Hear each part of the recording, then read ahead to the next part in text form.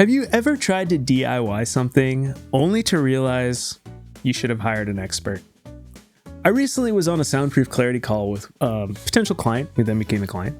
And, on these calls, I usually ask these, potential clients of mine, and I say, hey, there's clearly a lot of things that you're doing right with your studio, but why are you on this call? Like, why are you asking me questions? Why are you here? Why don't you just do it yourself? And this client said something that stuck with me. He said, Wilson, I tried to fix the brakes on my car recently. And it turns out, I didn't install them correctly. And not to mention that this is extremely dangerous, but he ended up having to, bring his car to a mechanic who then charged him for repairing his mistakes, adding in the new brakes. And he had to spend all that extra time going to the mechanic and money changing the brakes. And he said, Wilson, I don't want to have that same mistake with my new home recording studio when the stakes are so high. I mean, we're talking $40, $50, sometimes $60,000 or more that you could potentially DIY and essentially repair your own brakes only to have them fail. And we all know what happens when brakes fail. So when the stakes are high, do not DIY. All right. I just wanted to start with that story because I think it really hits home for a lot of us out there that are trying to do this. You've probably watched a ton of my videos. Everyone comes to me, they say, hey, Wilson, I've watched all your videos. I'm here because I still am not feeling comfortable. So today I'm going to tell you all about why we can't be experts at everything. All right, let's dive in.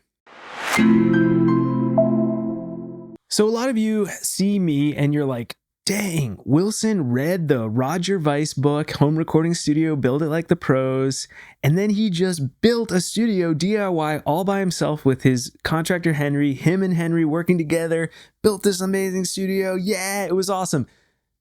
No, it was awesome, but I made so many mistakes.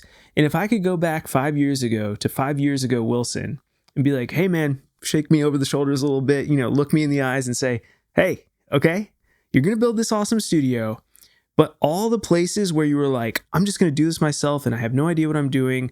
I'm just going to trust that this book I read is going to be enough. I would say it's not enough, man. You got to bring someone on who's done this before so that you can ensure you don't make beginner mistakes that are going to cost you tens of thousands of dollars. Mistake number one, I did not build my door correctly. I built it exactly like Roger Weiss said in his book. Exactly. To a T. And it just didn't work. It was like, I didn't have that extra expertise of maybe the design from the book wasn't quite right and maybe Rod was leaving something out. Who knows? Or maybe Rod's design, he tried it once and I don't know. There's a million things, but I didn't have direct contact with the designer, Roger Weiss in this case. I should have hired him, but I didn't. I was like, I'm going to DIY everything myself. I'm going to save so much money. And now that door has cost me close to probably $5,000 over time of trying to fix it here. It's still, and to this day, it's still broken and doesn't quite work the way I want it. And it's definitely the weakest link in my studio. So that's one example. Example number two, when I was building my studio, ventilation. I knew it. I read the Roger Weiss book. I knew he had talked about ventilation. I was like you guys. I was like, I kind of don't want to do this. This looks like a pain in the bootski. Got, baffle boxes and how do I do it? How do I design this? I feel like the Roger Weiss book wasn't quite clear enough. I'm not totally sure how I should design this. And so I talked to the guys at the soundproofing company who kind of were my quasi guide at that point for free. Plus, they're selling me the materials they're consulting me on. Again, don't ever use a soundproofing company as your consultant. Trust me. They gave me bad advice straight up. I know I'm throwing them under the bus, but this is true. They gave me bad advice. They said, you don't need a ventilation system in your studio because you can just open the door. Just open that door. Fresh air will come in and out, man. Just open the door. That's not true. When you open the door and the temperatures are roughly the same in your studio, 70 degrees in here, 70 degrees outside, there's no air exchange. When you open the door in the middle of winter, when it's 14 degrees outside, you lose all your heat. You can't do that. When you open your door in the middle of summer in Nashville, Tennessee, and it's 105 degrees outside, you lose all your cool air, plus mosquitoes come in. It's like, there's so many reasons why you can't just open the door. And I got bad advice. I listened to it. So then I had to go and replace my vents. I had to put holes in my wall, which freaked me out. I had to hire Roger Weiss to teach me how to build a baffle box. I still didn't know. And from that experience, I just learned, okay, I made another $6,000 mistake. We're at $11,000 now in mistakes. I can tell you right now, like, you can hire a studio designer for $11,000 and you won't make those mistakes. Another mistake, let's just keep going. I tried to save money again. I was being frugal Wilson, I'm annoyed with myself. I'm not annoyed with you guys, but I just listened to my old self who thought so small, scarcity mindset, so small. And I bought the Mr. Cool mini split. It's at Home Depot. It's so cheap. It's like $1,200 for Mr. Cool. Maybe it's like $1,300 now. I don't know. It's still cheap, It's cheaper than hiring an HVAC tech to put it in for $7,000. And that Mr. Cool trucked along. We didn't really know what we were doing. We put the line set in the walls. We're like, that's super smart. Turns out there's a leak in the line set, apparently, or the Mr. Cool, it just stopped working.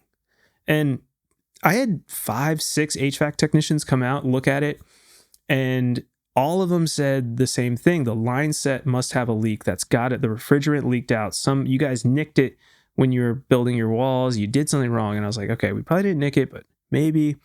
Either way, we can't fix it because the line set's in the walls. And also, every single HVAC technician said, dude, these Mr. Cools are terrible. They're just like a bad quality. And then we tried calling their customer service for Mr. Cool. Worst experience of my life. Literally, I couldn't get them on the line. My HVAC technician couldn't get them on the line. The only way you can fix a Mr. Cool is to call the technical team, and no one can reach them. You get what you pay for.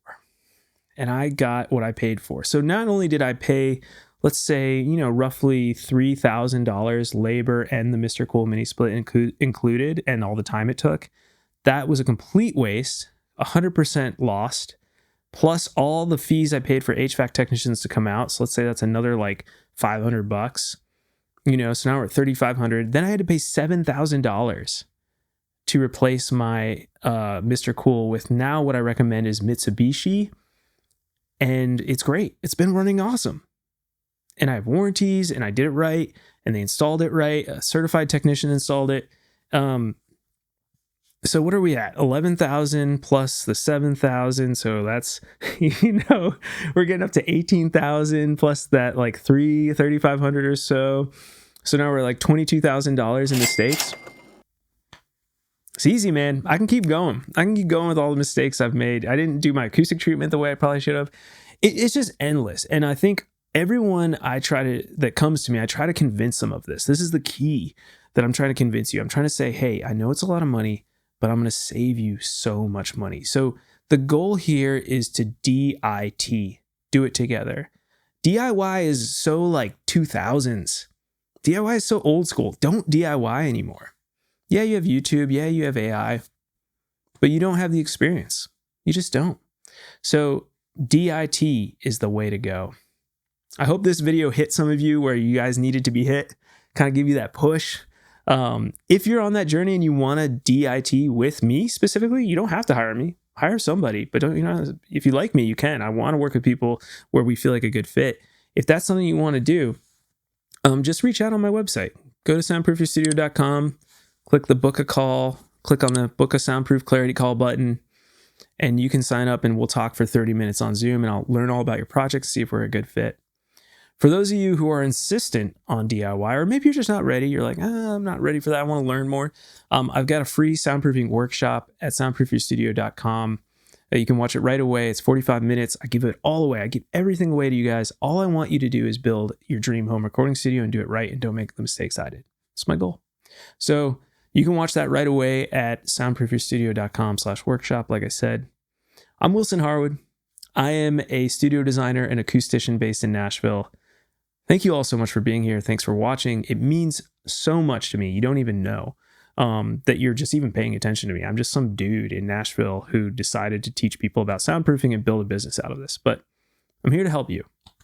So anyways, I'll see y'all later. Thanks so much for watching. More information on soundproofing and room acoustics next week.